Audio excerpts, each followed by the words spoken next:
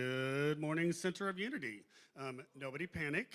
Jeff's vacation was planned this time, not like the one last time. So they've asked the choir director to stand in for the praise music. If you don't recognize me, this might help. So today I have Bob on the piano and Jim on the drums and Jessica and Stephen with me. Because it's the choir people, we're doing some good old-fashioned churchy music. This will take you back to Vacation Bible School. And everybody stand up, please. And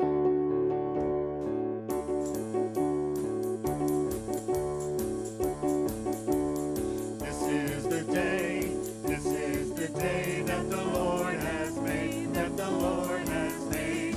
We will rejoice and be glad in it, and be glad in it. This is the day that the Lord has made. We will rejoice and be glad in it. This is the day that the Lord has made. This is the day that the Lord has made, that the Lord has made. We will rejoice and be glad in it, and be glad in it. This is the day that the Lord has made. We will rejoice and be glad in it. This is the day that the Lord has made.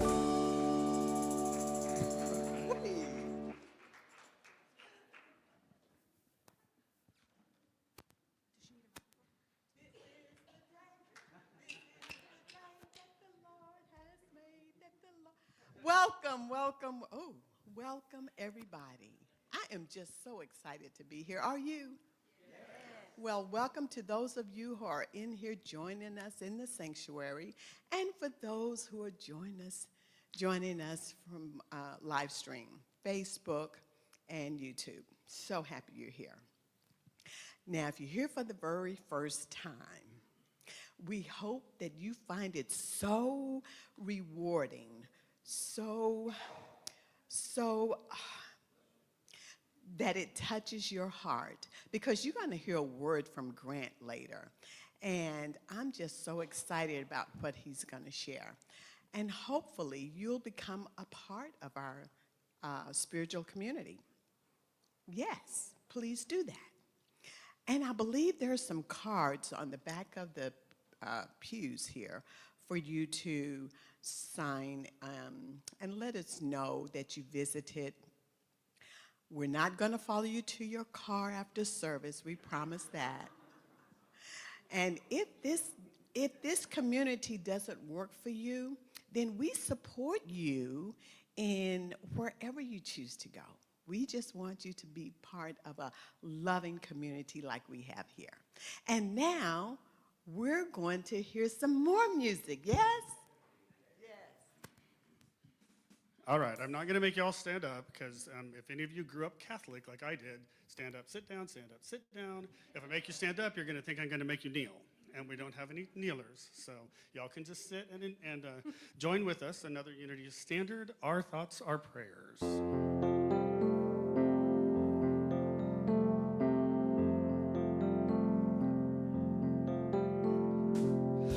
Our thoughts are prayers, and we are always praying.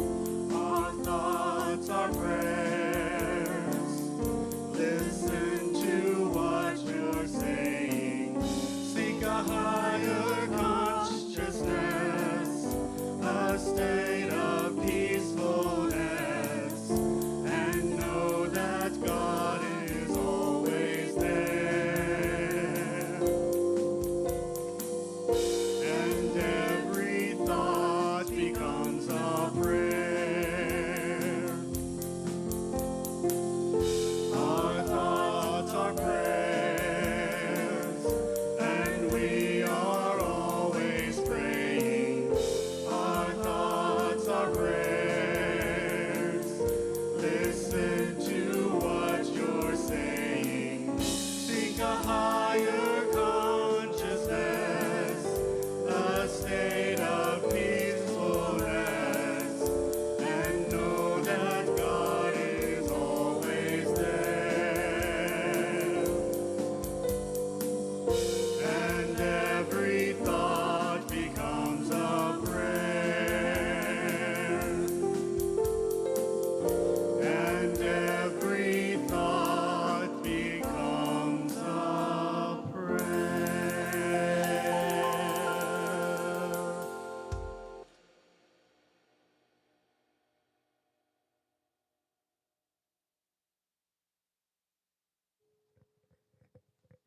Good morning. Does this work? Yeah. Hi, I'm Madeline, or Maddie, and this is June, and we are on your care team. We will be at the prayer room after service if anyone would like us to pray with you. Today's daily word is forgive. I find peace and freedom as I forgive. Forgiveness is not always easy. I may resist letting go of the hurt or distress caused by someone's words or actions. Even so, I know that forgiveness makes space for peace to flow to and through me. I release what has been, realizing the past cannot be changed. As I do my inner work to forgive, I also forgive myself for hanging on to past hurts. With each step I take in the direction of forgiveness, I open to love. Love flows to me as healing energy and compassion. As I forgive, I heal. Letting go, my heart feels lighter and I feel ready to move forward. My spiritual nature of divine love and peace cannot be harmed by words or actions. I forgive and feel light and free.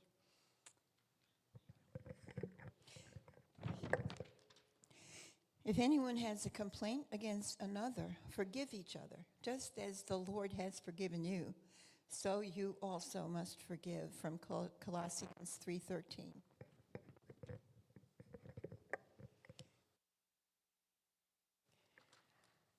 Now, let's take a moment to get centered for prayer. Excuse me. Take a moment to, let's take a collective breath together. Breathe in and let it go.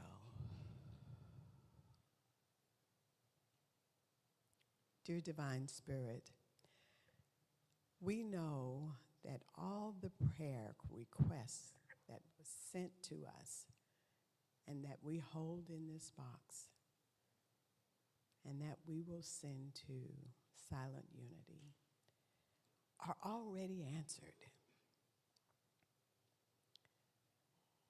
And our prayer is that the absolute best in divine order is realized for each person. We're so very grateful for this time that we get to be in this sacred space to remember who and whose we are, that we're always connected. In the name and nature of all that's good and holy, we simply say, thank you, God. Amen.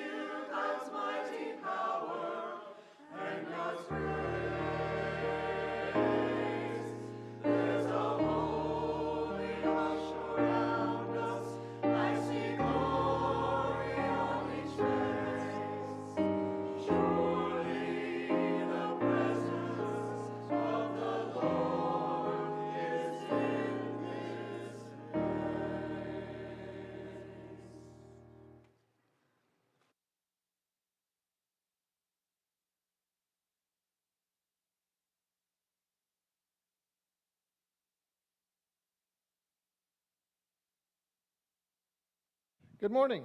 Good morning. As you probably guessed, I am not Linda. So my name is Grant Trevithick. I've been asked to share the Sunday lesson today since Linda's on vacation. And I kind of want to tell you a little bit about my story and the journey that I went through. So I was born and raised in a very small town in far west Texas by the name of El Paso, right on the border. Now, that was back in the 60s and is very typical in a small town. My family took me to church every single Sunday. We went religiously, no pun intended. So I went to Sunday school, children's church, and on the very few times my parents allowed me, I got to sit in the adult church. I had no idea what I was listening to, but I kind of liked the music. And of course, then on the summer, we went to Bible camp. So I was taught that God is this very large man, I'm sorry, he was a man back then, sitting on a throne watching over us. And every time we did anything wrong, we got a little black mark. I was also taught that I had to pray to Jesus for forgiveness. Now, I'm not quite sure as a little child what I did that was so bad that I had to pray for forgiveness, but I had to do that. If I didn't pray to forgiveness, I would go someplace very bad. And if Jesus decided to forgive me, I got to go up to heaven. Now, this is just what the mind of a small child was saying. I'm not making fun of Christianity. And so for a long time, I envisioned God, once again, as this very large man, big kind of belly, long white hair, long white mustache and beard, kind of looked like Santa Claus. But that whole idea that God is up there watching for every tiny little mistake we made never made a lot of sense to me. So I kind of kept searching, and I went to many, many different churches. I went to Baptist church, where I was told I was a very evil human being until Jesus forgave me. I went to Methodist. I went to all the different churches. And I was never able to come up with something that made me feel good and kind of made sense to me.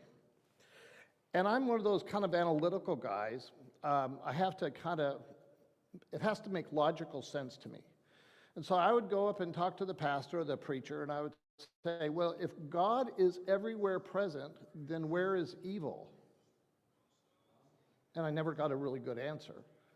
And I said, if God is all powerful, then why couldn't God just go, evil, be gone? Now, I'm a father. I would do anything in my world and anything in my power if I could make my son live a perfectly healthy, long, happy life. I would banish evil from his life forever. So why doesn't God do that for us?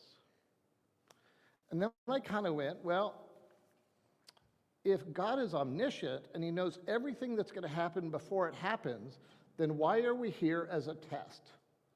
Doesn't God know what's going to happen in our lives before we're even born? I never got answers to those. And so I kept searching. And then finally, in my late 20s, I went to the Unity Church of Forest, and I listened to Dr. Don Curtis. Now, Dr. Don Curtis was a great presenter. And I don't know what the other 800 people were doing that day, because he was only speaking to me. And what he told me is, if you can make a mess of your life, which I certainly had at that time, going through a divorce and a bunch of other stuff, if you are so powerful you can make a mess of your life, you are powerful enough to create something amazing. Now, my ego loved that. I was powerful. I was not a product of my past. I could create anything in my life that I wanted. So I jumped right in. I studied every class they gave. I read everything that Charles and Pearl wrote.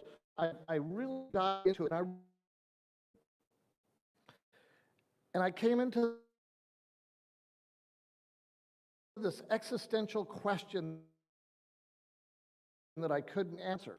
If I'm not here for a test, there's a lot of pain involved. If everything is God and everything is good, what's the purpose of life? And for some reason, I had to have that answer. So I really meditated, I thought about it, and I listened to a lot of people, and I didn't get a really great explanation. So many years later, I'd moved up. I was sitting in a church up in Marianne Williamson's church up in Oregon. And there was about 2,000 people that day. We were all meditating, and I have no idea what she was talking about because I wasn't listening. And I wasn't even listening to the meditation because I was in my own head, and I'm going, what's the purpose of life? What's the purpose of life? And I kind of opened my eyes, and I looked around, and I said, oh, Why are 2,000 people sitting here listening to her speak? Why are you sitting here listening to me? And the answer dawned on me. In our heart of hearts, in our souls of souls, don't we most want to feel God in our life? Don't we want to be able to prove God, know God, and experience God on a regular basis? I know I do. I know that's the reason I go to church. That's the reason I meditate. That's the reason I pray. That's the reason I have a spiritual life. I went, kind of obvious. Now, sometimes I'm kind of dense, and it takes a little while for God's wisdom to get through this thick head. So I said, okay, if the purpose of my life is to know God, how do I do that? So I am a Jesus freak. I love Jesus. He is an amazing teacher. And the cool thing is, he said, I am no different than you. I just kind of understand things a little bit more than you do, but I'm going to help show you the way. And as the Chinese said, every 1,000 years a great prophet comes and points the way, and we spend the next 1,000 years worshiping his finger. And that's kind of what we do with Jesus, because Jesus was not a Christian. Jesus was a way shower.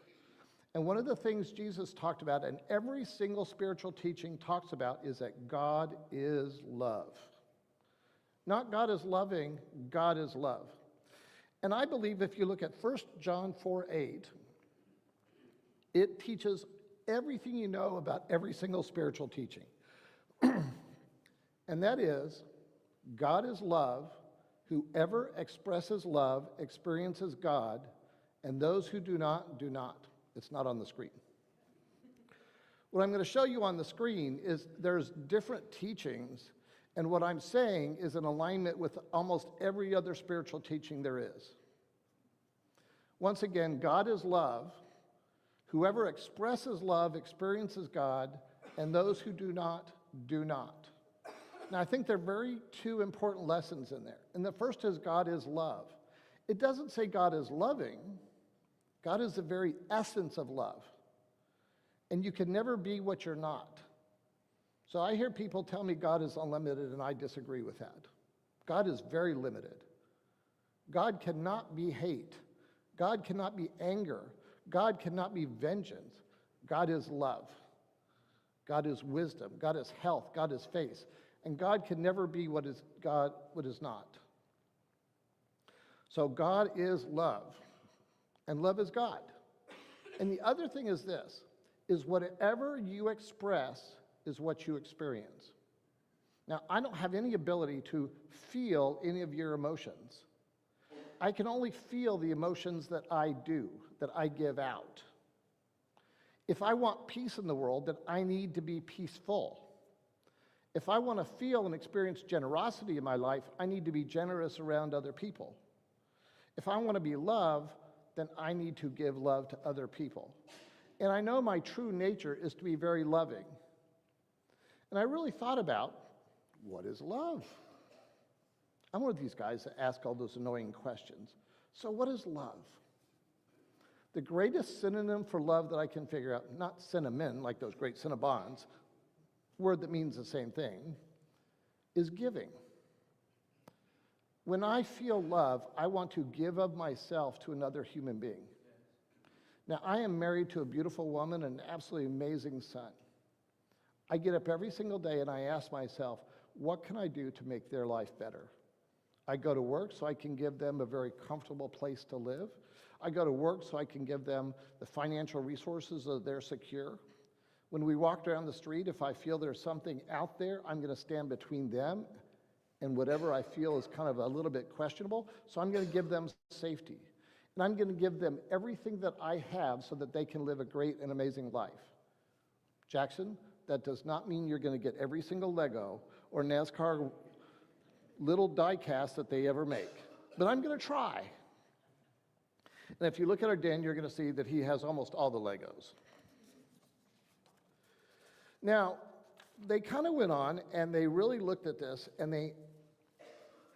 in the Bible, the Pharisees tried to kind of mess up Jesus. And they asked him, what is the greatest commandment of all time? Do y'all remember what he said? The greatest commandment of all times is love thy God with all thy heart and all thy soul. And the second, liken unto that, which is the same thing, is love your neighbor as you love yourself. So Jesus said the greatest commandment is to love. Now, he also said there is never any excuse to not love. Doggone it. Because sometimes he gets me really angry. Not you. You never get me upset. But somebody might get me angry. And just like the word of today, Jesus said, you can never allow yourself to be upset. If you want to stay in alignment with God, if you want to experience God in your life, you always stay loving. So Peter came to him and said, look, my brother really ticks me off. How many times do I have to forget that so-and-so? You know what Jesus said? He said 70 times 7. Now, he didn't mean 490. In the Bible, there's a lot of numerology. And for example, 40 is the numerology till the end. It rained 40 days and 40 nights. It rained until it didn't. 7 is also a numerology until the end. Keep forgiving until there's no more forgiveness. Move from the space of being right, being angry, to being kind and loving. He said there's never a reason not to do that. Now, what I know is this. My mind, I think all of our minds have this great mind virus. When we are born, we have this mind virus, and it infects us with two things. And the first thing is we hate to take responsibility. We love to blame everybody else. It's not my fault. It's their fault. It's something that happened 200 years ago. It's really tough to say, no, everything in my life is my responsibility. I did it. Nobody did anything to me. And the other thing the mind virus says, we love to be righteous. I'm right and you're wrong. I've seen whole relationships get burned to the ground because a husband or the wife wants to be right, even if they know they're wrong. And I'll tell you, I'm right about this. But the reality is we have a choice. Now here's a lot of people ask me, why am I always in a good mood? And I said, because I choose to be in a good mood. I get up in the morning and I consciously say, today's going to be a great day and I'm going to go make it a great day. Now, the interesting thing is, if you don't know that you have a choice, you don't have a choice. So a lot of people go through life and whatever's happening out there, they allow it to dictate their life. They forget you are always at choice. So you are always at choice with who you are being. Are you being angry? Are you being vengeful? Are you being kind of pissy? Are you being kind? Are you being loving? It is your choice, always in the moment. And by the way, let me tell you, and my wife will tell you that I'm never upset. I never get righteous. I never get, yeah. But when I remember that I'm at choice, I can go back to being loving and being kind. So what does it mean to be loving and kind? We all hear this. I'm not telling anybody anything new. But what does it mean? It means to be kind. It means to be gentle with each other. It means when you see somebody who has a hard time, maybe you sit down and you just listen, even if you don't care. Because being heard and being acknowledged is one of the greatest gifts we can give to another human being. It's being charitable, even when it's hard, and it's giving of yourself in every moment. So I'm not going to hold myself out as some great poobah and somebody who does this on a regular basis, but I'm going to kind of talk about a couple stories. So we have a family friend. My wife and I have a friend that, an acquaintance really more than a friend, but she really loves Jackson and Jackson loves her. And she's kind of old. I think she's kind of fighting some dementia and she's fighting some other things. And in September, we found out she was about 3 days from being homeless. And my wife and I talked about it and we said, this doesn't work for us if the people in our sphere have to go through that experience, because she wouldn't last a day in the world. So we jumped in, probably mostly me, jumped in, paid her rent. She had her car repossessed, her phone was cut off, her electricity was cut off. She was really in a tough situation. And I ended up putting her in an assisted living facility. I now manage all of her finances, and I manage all of her medical. I'm not saying this to look at me, look at me. Here's the point. We have her over regularly on a Friday night to have pizza, play with Jackson, watch a movie, and play games. And she's actually pretty pleasant for everybody, except me. And she sends these nasty little digs and these barbs at me on a regular basis, kind of always putting me down. And man, I want to defend myself. I want to get right. Why is she doing this? I'm being nice to her. Even my wife says, you don't cut the hand that feeds you. Being loved is being loving even when it's hard. That's just who she is. That's what she does. I'm never going to do anything to change her.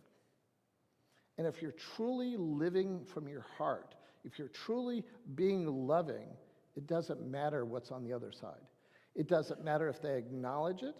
It doesn't matter if they say thank you. It doesn't even matter if they slap your hand for giving them the food. It doesn't matter because it's how you are experiencing yourself. So I'm going to share a story that I don't think I've told very many people in my life. I don't think I've even told my wife. Sorry. So I've always wanted a family. That was my heart's desire. And years ago, I met this lady online. It was not my wife. Really amazing lady. She lived a couple states away. I met her online. On our third phone call, she said, I have cancer, and I have 25% chance of living for the next 5 years. And I have no idea who on my side of the phone said, it doesn't matter. I would rather have a chance to love and lose than never love again. And I went, what the hell did I just say? But I went, okay, I'm going to go with it.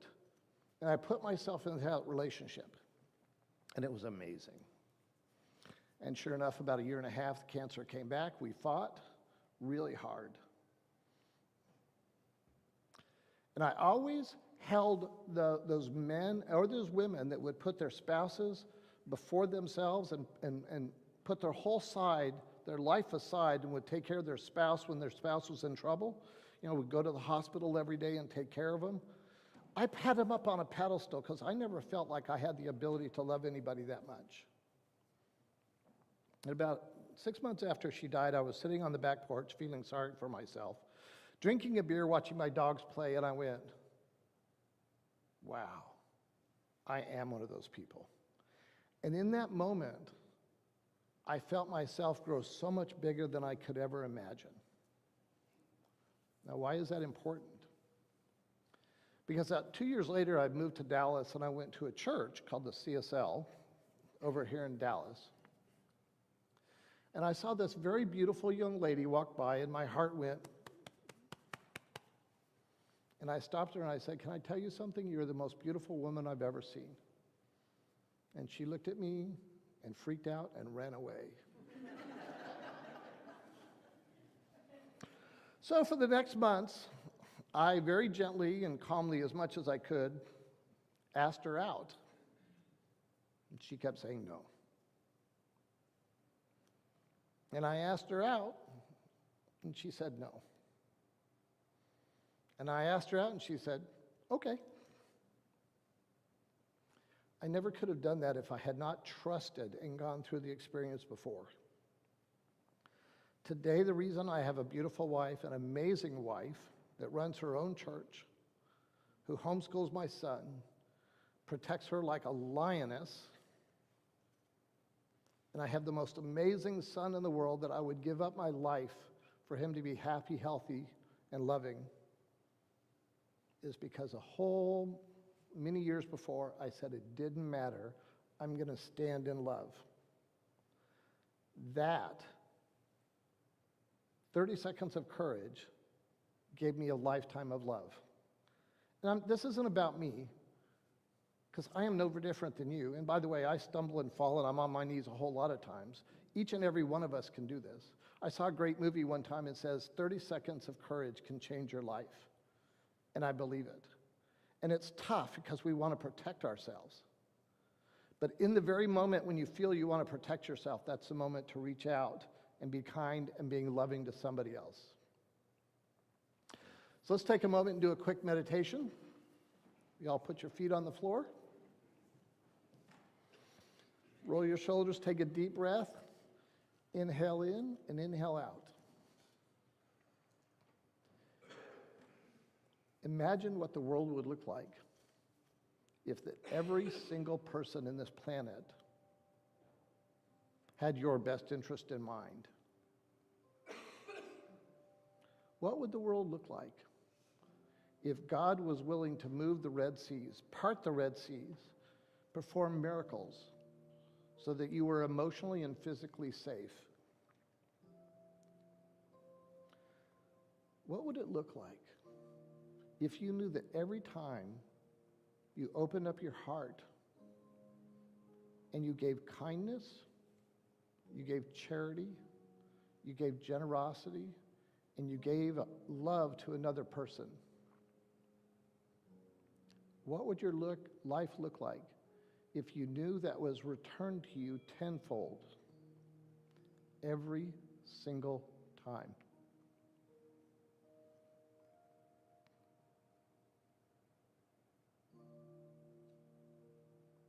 Would you scream at the person that cut you off on the way home? Or would you bless him? If you had a friend that was in trouble, would you go over them and give a hug, or would you say, I'm just too busy today? What would life look like if we sought out opportunities to be loving and kind and generous to each other, regardless of the circumstances?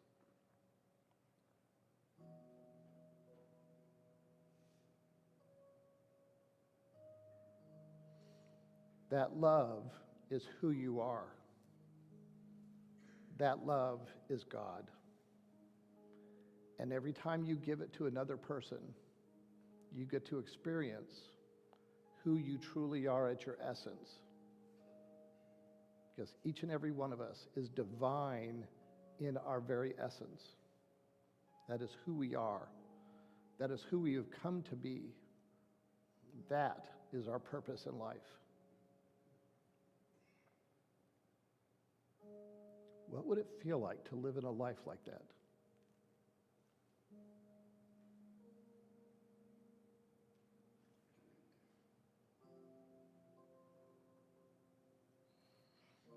So if you quietly come back, I want to finish with a quote from Lao Tzu. Do y'all know who Lao Tzu is? So I'm going to save you about 15 years worth of study. Lao Tzu is a great librarian in China, about 600 years before Jesus walked on the planet. And he wrote the book Tao Te Ching or Tao I Ching. Now, what the Tao says is there's a gentle flow of energy that's flowing through the universe. When you align yourself with that energy, you get to experience a life of love, happiness, and joy. When you're out of alignment, kind of swimming uphill, is when you attract pain, suffering. Jesus called that flow love. That's the essence of the Tao Te Ching. So Lao Tzu wrote, watch your thoughts. They become your words. Watch your words. They become your actions. Watch your actions because they become habits. Watch your habits because they become your character. Watch your character because that becomes your destiny. So you guys have a loving day.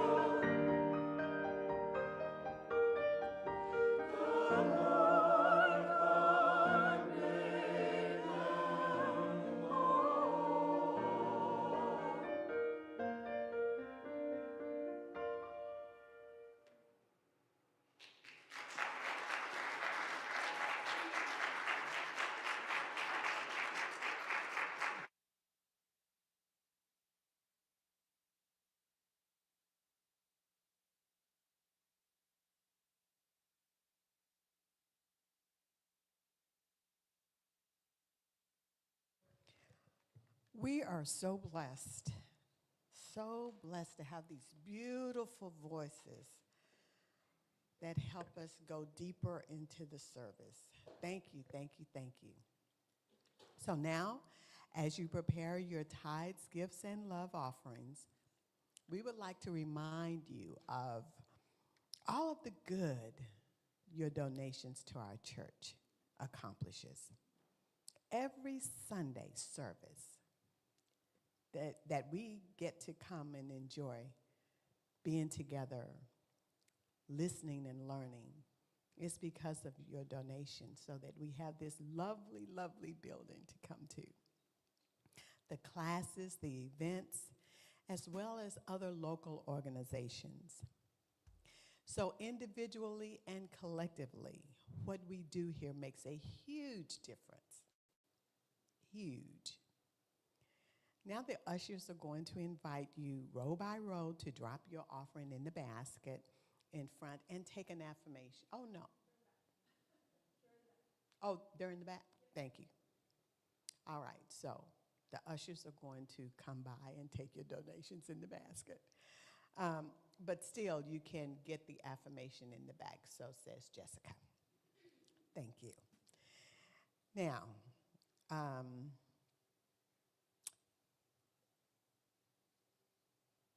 as you hold your offering in your hand, please join with me as we affirm our offertory blessing. Together, divine love through me blesses and multiplies all that I have, all that I give, and all that I receive. Thank you, Father, Mother, God.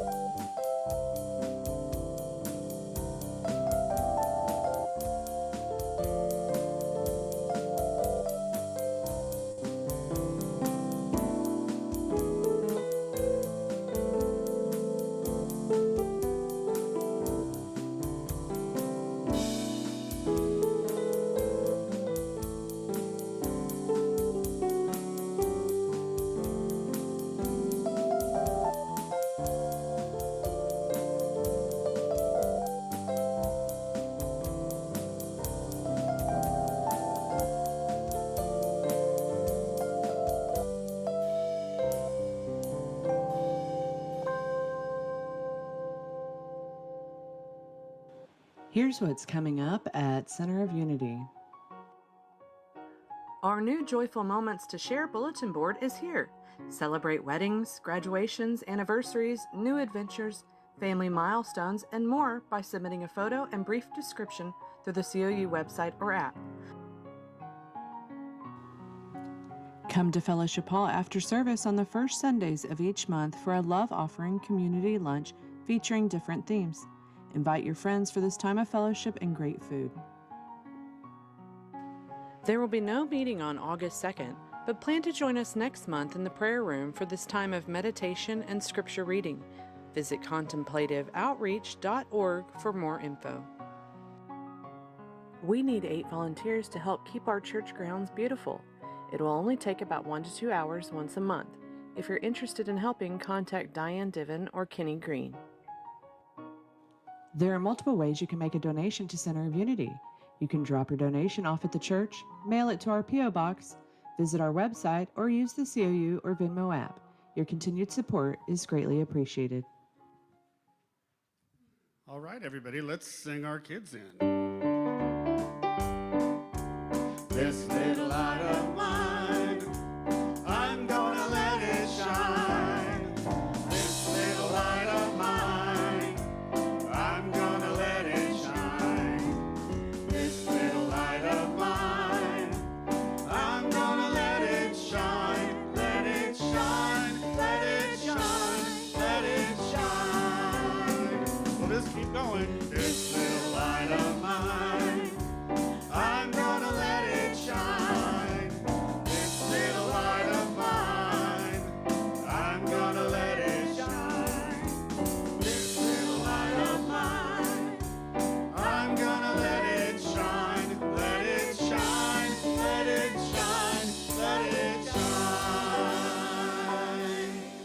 while we wait and I have a microphone, I would like to make sure that everybody knows that they're invited to join the choir.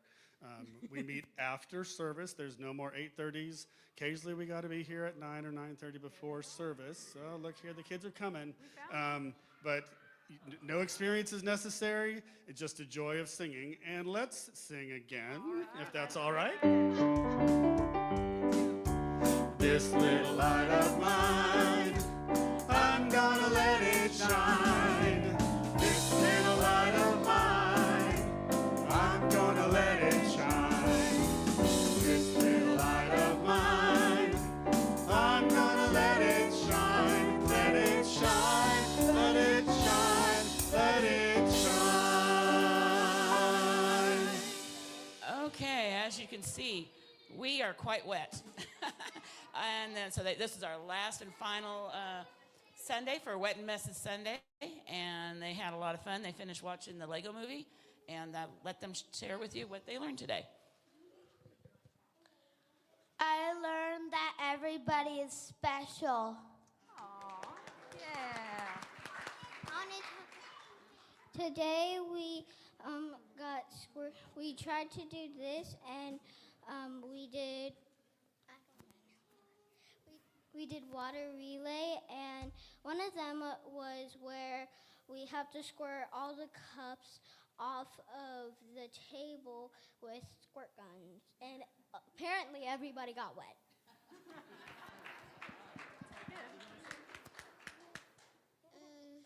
We did a noodle race that we had to put the noodle underwater until it starts bubbling, and then hold the noodle, and whoever gets their bucket filled up first is the winner. Oh. And that's pretty much what they did. Debbie. Today we made a mug pizza, which is like pizza but in a mug. All the things today.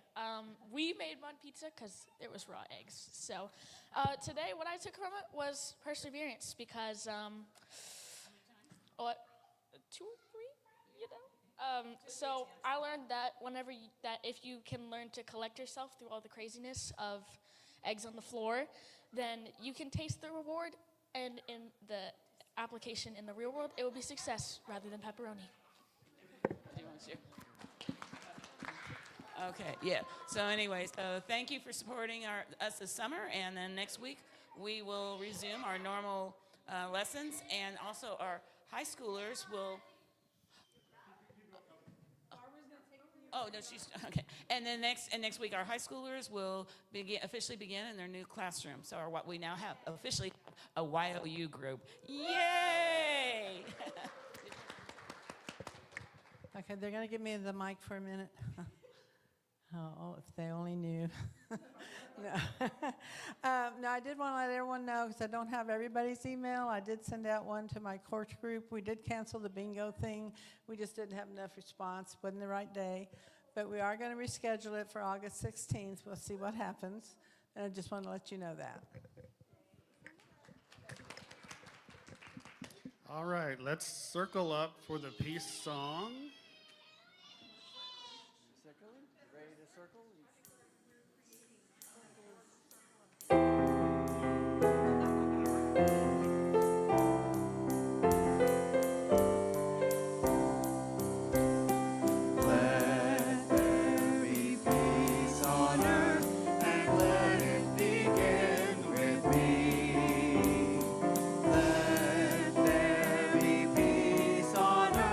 The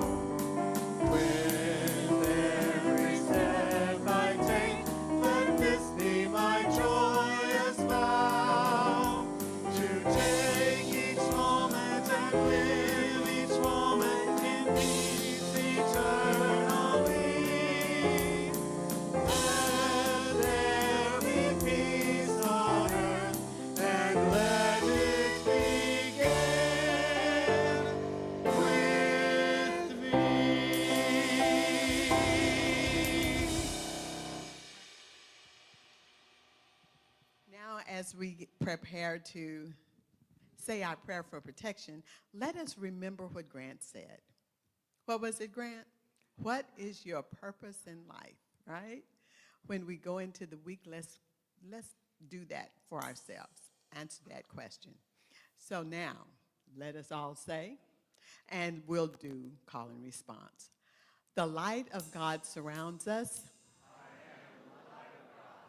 The love of God enfolds us. The power of God protects us.